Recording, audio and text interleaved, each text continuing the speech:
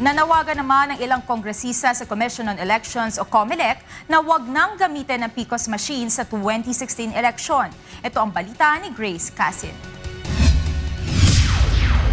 Hindi na pumapayag ang Makabayan Bloc na gamitin muli ang PCOS machines ngayong 2016 elections. Isang panukalang batas ang nakatakdang ihain ni Bayan Muna Party List Representative Nery Colmenares ukol dito.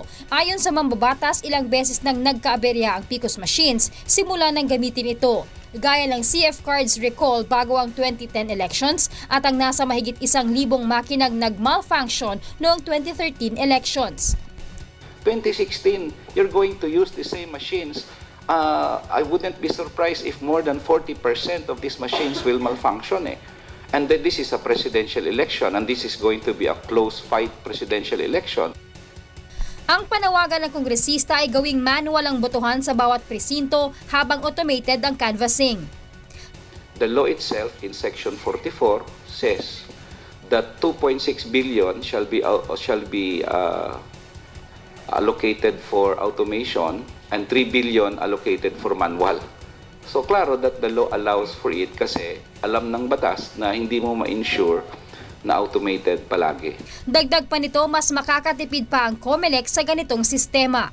Kung wala ng PCOS doon sa mga presinto, manual ang presinto, pero ang canvas should be automated and there is no need for billions of pesos and sophisticated technology.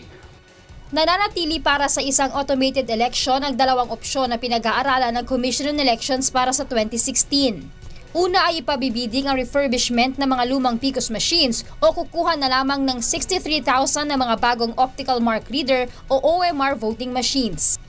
We have the budget. My understanding it's about 14.5 billion.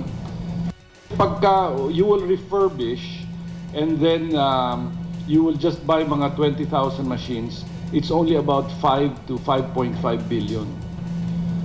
Pero if you buy yung 100,000, it's about mga 12 to 13 billion.